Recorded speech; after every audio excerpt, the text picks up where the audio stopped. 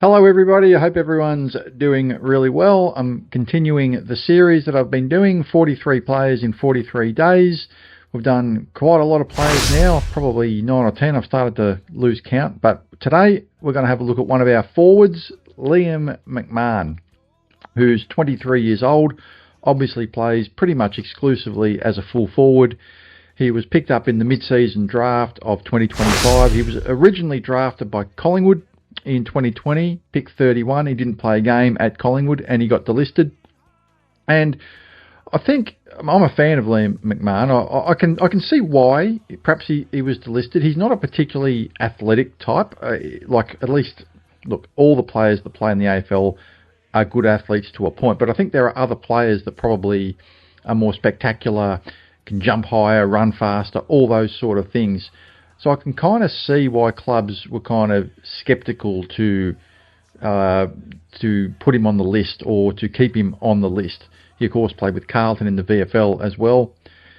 But one thing he does is he just kicks goals. He just finds a way to kick goals. He doesn't get a lot of the ball, but he just kicks goals. And there's something to be said for players that just manage to do their job. And not everybody can do that. Some full forwards can be a bit hit and miss. They can be a bit inconsistent. He is very consistent. Every single game he plays, pretty much, he kicks goals. That was the way it was in the VFL. And even in the AFL, he kicked 12 goals in his 7 games. But the 2 games where he didn't kick a goal were games he got subbed off in. There was one against Sydney at the SCG, where the conditions were just terrible. There was no way. He probably shouldn't have been picked in the game, I guess, given those conditions. And he got subbed off probably, I think it was around half-time or so, and there was really no hope of kicking goals in that game. It just wasn't suitable for a full forward. And in the last home and away game against Carlton, he was pretty much well beaten by Jacob Wiedering. But every game where he didn't get subbed off in, he kicked goals. He kicked 12 goals in the other 5 games, if you like. The 5 full games that he played, he kicked 12 goals at an average of more than 2 a game. And there's something to be said for players that just know how to get the job done. You can't really measure why some players are like that, but he just finds a way to kick his 1, 2 or 3 goals every week.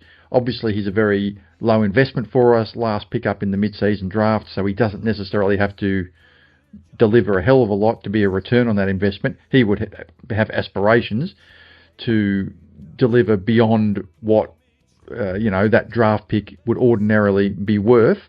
And everywhere he's gone, there's room to say that he could do that, because it doesn't matter whether he's playing in the VFL or the AFL, he does tend to get the job done. So he comes out of contract in 2026 due to his good form in the last half of the year. He kicked those 4 goals against Geelong. That was probably his standout game, I think. I was at that game at Cardinia Park. I was actually sitting in front of his family, and they were all going nuts when he kicked those 4 goals. But due to that, he was able to get a contract extension through to the end of 2026, so good luck to him. He was officially rated as our 27th best player, which, from that reasonably small sample size of 7 games, I think is probably about right. I think that's probably where he's at. He's not certain to be in the senior team. He's kind of a fringe player, it has to be said. His stats are reasonably modest, and this is the interesting thing about MCMAHON. I think his teammates have nicknamed him Mr. Efficiency or something. I heard that some of his teammates used that name. I can't remember if it was Mr. Efficiency, but there was something to do with the word efficient. That was how they described him. And he doesn't get a lot of the ball, but he does tend to do a lot with it when he gets it. So he only averaged 6.6 disposals a game, 2.3 marks, and he kicked his 12 goals in 7 games, 12 goals in the 5 full games that, if you take out the games where he was subbed off. So he is extraordinarily efficient. He kicks, if you have a look at that, 6.6 disposals a game, about 1 in every 3 disposals is a goal. He's a very reliable goal kicker. He's a very good kick for goal. He is incredibly efficient. He's perhaps a little one-dimensional. There's not really many other positions he can play. There was some talk during the season about him playing in the back line, and I think I recall an interview he did where he was asked about it. He said, look, I'll play wherever I'm asked. Of course, he's going to say that. They eventually, didn't do that. Blackiston was the player that went down there instead. But it just goes to show you, no one thought Blackiston was going to play in the back line, and he did. He played totally out of position. So that could have been McMahon. He's a tall player, and we think that that's unlikely, but it's just no less likely than Blackiston doing it. But in the end, the club decided, no, Blackiston's the player for that, and McMahon stayed at full forward. But yeah, he can be a little one-dimensional. There's not really much else I don't think he can do, other than play at full forward. That's pretty much where he's done everything when he was at Collingwood, Carlton and Essendon. Maybe, there's probably some games where he's played elsewhere, but he's had most of his success as a goal kicker. So what are the questions I've got for him? Well, can he work on the defensive side of his game and become a very good defensive forward? I wouldn't say it's necessarily a weakness, but it's not something he's known for. If he's going to fight his way into the side, and I work on the assumption of no injuries. There will be injuries, of course, there always is, but I'm just working on the assumption of no injuries.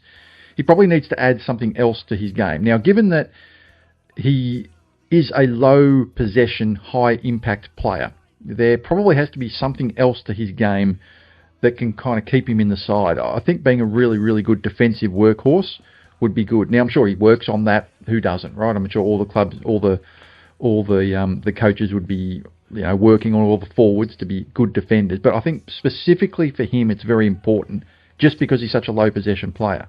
So if he's not getting the ball, he's not getting much of the ball down there, trying to kick his couple of goals every week, he really needs to be a really, really good high pressure defensive forward when we haven't got the ball. The other question I've got for him, I usually do 3 questions for each of these players. Is there room for him in the forward line? Remembering that I'm making the assumption of no injuries. You've got Caddy down there, Langford, May, Tom Edwards, who's probably a fringe player as well, like McMahon, and 2 metre Peter. So you've got 5 players down there that essentially could play at full forward. And then you add McMahon to that.